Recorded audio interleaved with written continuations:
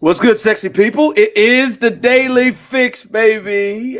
Your daily show presented by Foolish Club Media. First thing I need you to do is watching it on YouTube, like media. If you don't, you are preventing me to be able to feed my family. And I have 3 kids. Like and subscribe, Foolish Club Media.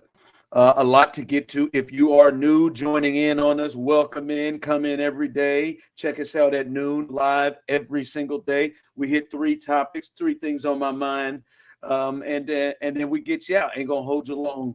Before we get to our topics today, because I got to get into who I think may be the most disrespected player in the NFL. Hell, even be sports. In a little box, he gets a little box. He's not in timeout. He's just littler than I am, so he gets the little box. But I got to get into the most disrespected player in the NFL, maybe all the sports, and that number 1 pick the Chiefs moved up to get to. I got some thoughts on that. I think I do. I think I got some thoughts on that, and I do want to get to that. But first, before we get to my Patrick Mahomes thought, I'd like to step in on a story we talked about yesterday. Serta, when we came on at noon, old Ingrid Address, who butchered, absolutely peed all over the national anthem. We didn't have this info while we were doing the show yesterday, Serta, but apparently it came out literally 5 minutes after we were done with the show. Yeah, maybe even 4. But she said she was drunk. She was blitzed. And is immediately checking herself into rehab. And she's sorry. This is not her. Seemed like it was you. Sorry to the MLB. Sorry to the fans and the great country for this rendition that she did.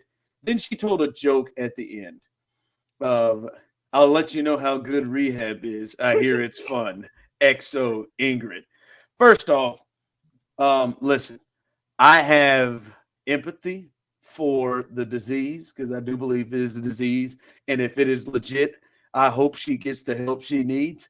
Something tells me that I am leaning towards the little joke, because who tells a joke at the end of a serious situation like that? I hear that joke. Something tells me this feels more like spin to me. Let me spin this thing. We got to come up with some reason why she sounded so horrible and why she did not sound like the person who was nominated for 4 Grammys. So we got to come up with something. So it sounded like spin. So Ingrid, I hope you get the help you need if you really need it, but that is not going to excuse me from coming at you with how bad and pathetic you were with the national anthem. I am sorry. I have heard many, many people drunk, many singers drunk. I'm sure you've been to a Fish concert where they've been drunk. I've been. And Lord knows I'm a KOL fan, and Lord knows he is drunk. Hell, he had to shut a tour down because he drank so much. I don't think anybody in Fish drinks anymore. They may have missed some words. They may have slurred a bit. They did not sound like a 9-year-old trying to jump in American Idol. They didn't sound like that. So, hey, I don't know. Wish you the best, but my sympathy ain't that strong. Sorry, I did get off to a little tense. All right, I want to jump here because, as we know, rookies and quarterbacks reported, and that means Patrick Mahomes reported. And I was really intrigued by something he said, Serta. Let me hear what he had to say yesterday when talking about last year's performance compared to this year. I mean, obviously the end result was awesome, but I think a lot of us still have a weird feeling in our mouth because we really didn't play the football the way we wanted to play all year long, and it wasn't fun. Every single week having to try to just continue to get better and better, and results not paying off the way you wanted to. Yeah, it's always scary when you have those weird feelings in your mouth, and I understand that. I get those weird feelings in my mouth when I eat plums. So I get that, and I understand. Plums? Yeah, something about them gives me a weird feeling. Listen, at 28 years old, like, Serta, you would agree this is the best player in the world. Patrick Mahomes is the best quarterback in the world. I don't even need you to answer, Little Box. I know you agree with that. but he's the best player in the world. And the wonder is, at 28, where else can he grow? And so I think this is the space where Patrick Mahomes can grow.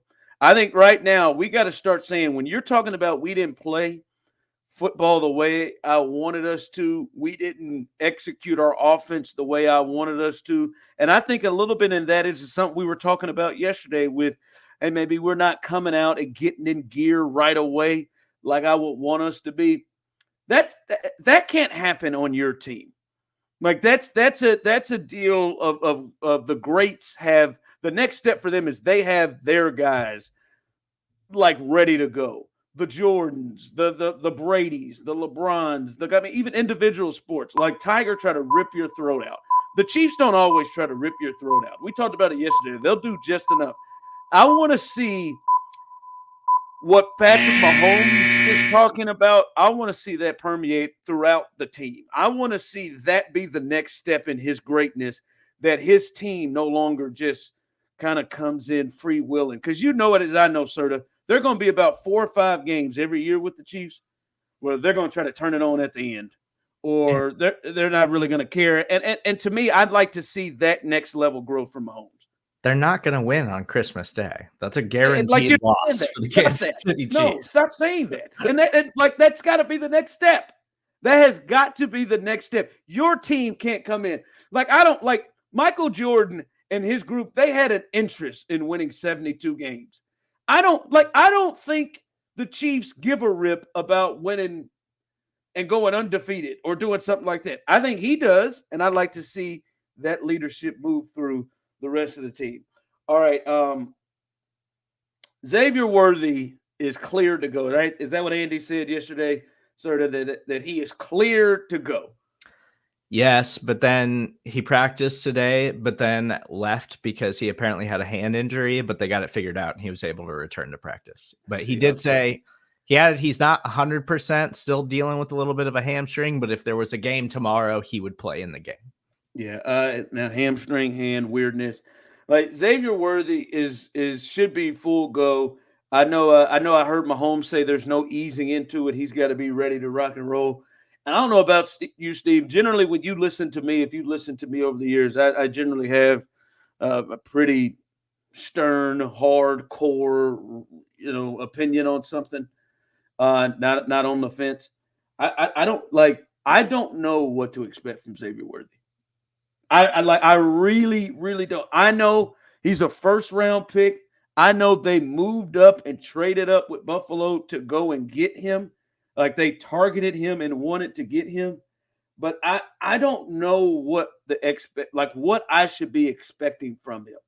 Now, comparison, I don't think, Serta, I should have the expectations of him to do what Rashee Rice did last year, even though Rashee Rice was a 3rd-round pick. And got started late. I mean, Rashee Rice ended up having the 2nd most yards of any rookie receiver behind Puka. Almost 1,000 yards, 7 touchdowns, 80 catches.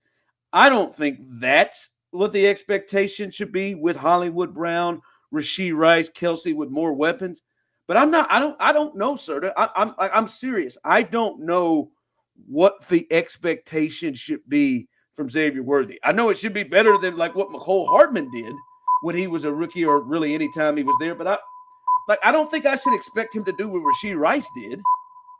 Yeah, I think the expectation should be what McCole Hardman did as a rookie.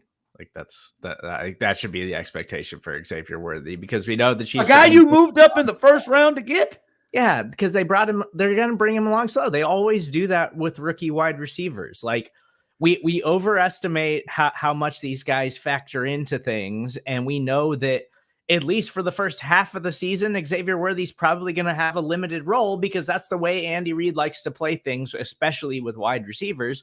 And it was the case with Rashee Rice last year too, until they got 10 weeks into the season. They were like, everybody else that we have sucks, and this is the only guy that can make plays, so we're finally going to lean into him. Yeah, they slow played Rashee, and then they got him the ball. Did McCole have 500 yards his rookie year? I don't think so.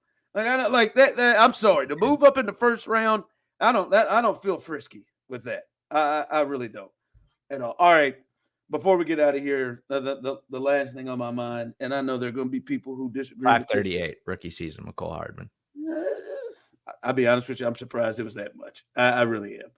But I think Dak Prescott is the most disrespected quarterback and player, arguably, in the NFL. The top executives, coaches, and scouts did their top 10 lists for the top 10 quarterbacks. You know, they do that every year. And, of course, Patrick Mahomes is number one. Obviously, whoever it is that was the asshat who voted him number two, they show his highest vote, which is 1, and they'll show your lowest vote, which is 2. Whoever voted him 2 is stupid. There's no way that Patrick Mahomes should not be number 1 on every single list. There's no one that deserves to have that, and I think everybody in the league knows that, apparently from this one person.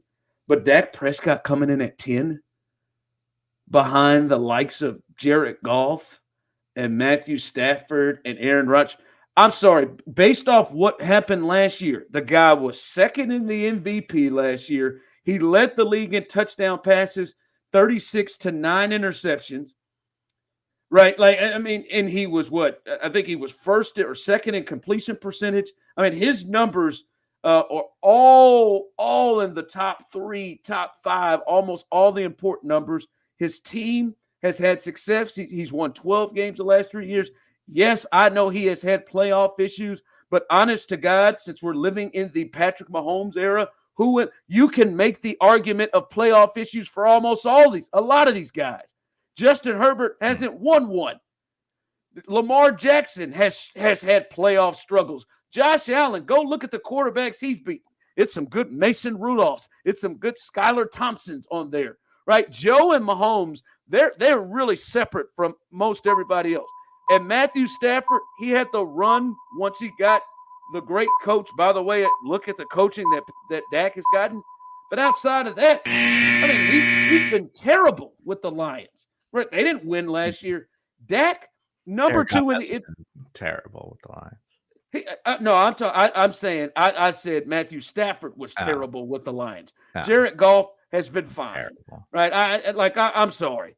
Matthew Stafford was incredible last season. What? He didn't have huge numbers, but he was amazing when he was healthy last year. Oh, Matt Stafford. Okay, yeah, incredible. Okay, incredible with a first round loss in a wild card. Okay, like I'm sorry, Dak Prescott. He wasn't incredible enough to be in the top MVP voting. I think it's ridiculous. 10, ridiculous, absolutely ridiculous. The only person I think he should have a gripe with is Jared Goff on this list, and Aaron Rodgers. I think you can make the case for Rodgers too. Whatever. But everybody else, I'm totally fine with. I'm sure you gotta win. You gotta win. You gotta win when it matters, Dad. Yeah. So do all of these other guys, right? C.J. Stroud only got 1 playoff win. Justin Herbert, has he won when it matters? Has he? Get out of here. But he's been handcuffed by bad. Oh, okay. Yeah, Mike McCarthy. He's been a joy to work with. Yeah, he has been. Mike McCarthy. He's been fantastic to work with.